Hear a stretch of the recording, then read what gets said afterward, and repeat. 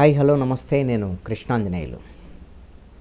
విజయవాడలో ఎక్కువ ప్రాంతాలు ముంపుకు గురవ్వటం, ఇక్కడ కొండ చర్యలు విరిగిపడటం, కొంతమంది చనిపోవటం, అదేవిధంగా పక్కనే ఉండేటువంటి గుంటూరులో కూడా ఒక కారు నీళ్ళల్లో వరద నీటిలో కొట్టుకుపోవటం, ఇవన్నీ అంశాల మీద విజయవాడ ఈ మొత్తం మునిగిపోయిందట కదా అనేటువంటి దాని మీద చాలామంది ఫోన్లు చేస్తున్నారు. విజయవాడలోనే ఉన్నాం కాబట్టి నేను విజయవాడ మొగల్రాజుపురం కొండ చర్యలు విరిగినటువంటి ప్రాంతం. కొండకు మేము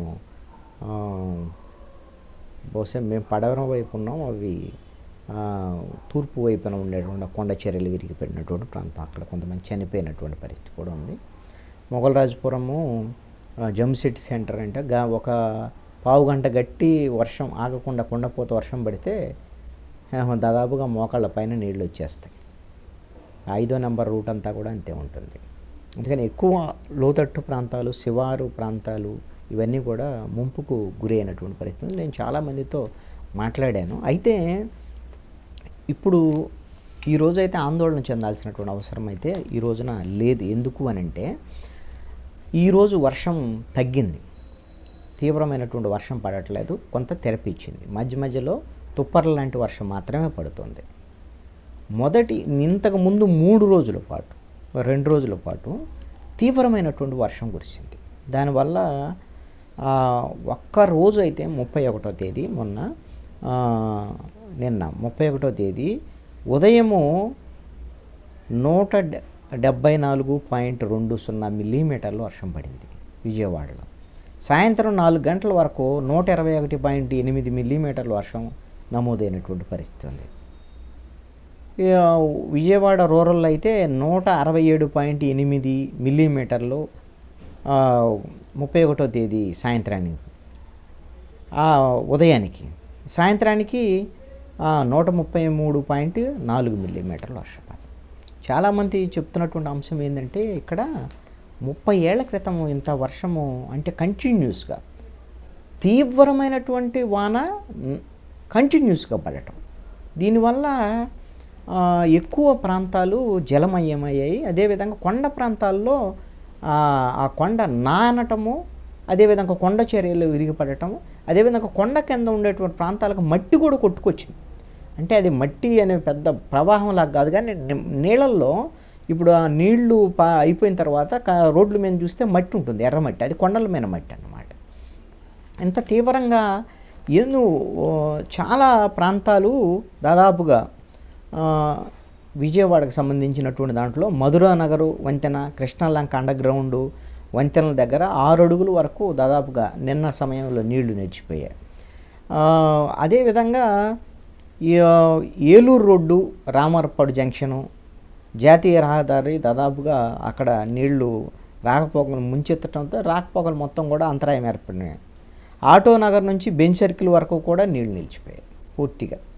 అసలు నిర్మలా కాన్వెంటు, పాలీక్లినిక్ రోడ్డు, 5వ నెంబరు రోడ్డు, ఎక్కడ బస్ స్టాండ్ నుంచి 5వ నెంబర్ రోడ్డు, ఇక్కడ రమేష్ హాస్పిటల్ వరకు, మళ్ళీ బెంచ్ సర్కిల్ నుంచి రామర్పాడు జంక్షన్ రోడ్డు, అదంతా కూడా మునిగిపోయినటువంటి పరిస్థితి.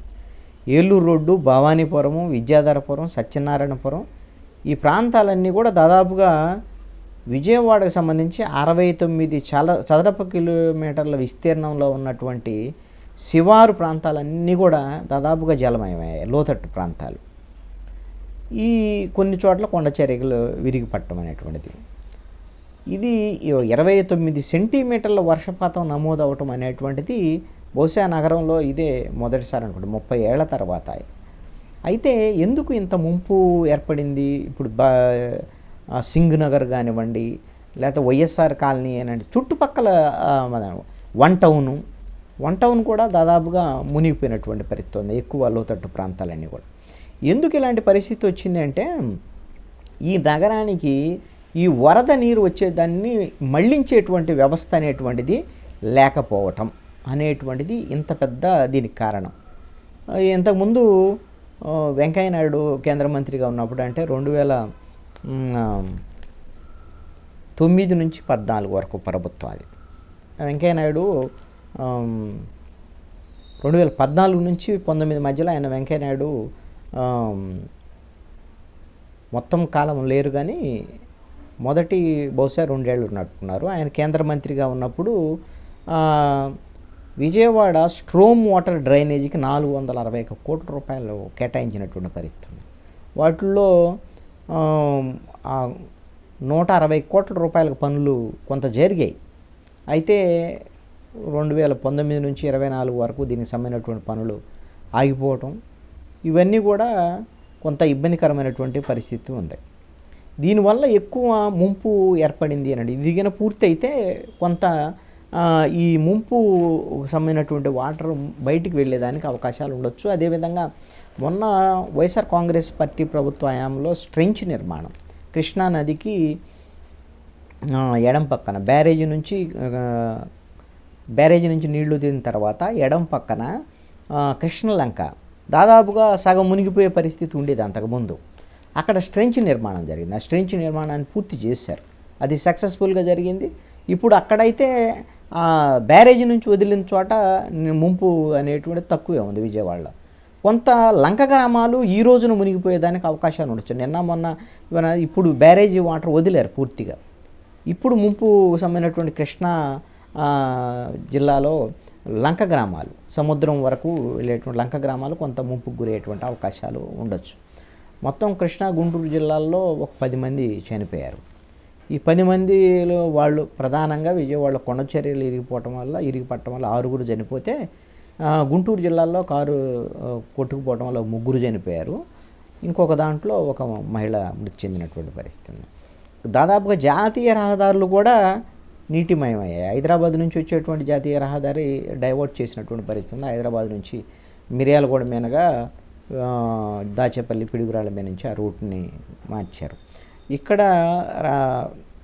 ఎక్కువ వర్షపాతం నమోదైనటువంటి ప్రాంతాల వరకు మంగళగిరిలో 27.9 సెంటీమీటర్ల వర్షపాతం నమోదైంది నిన్న.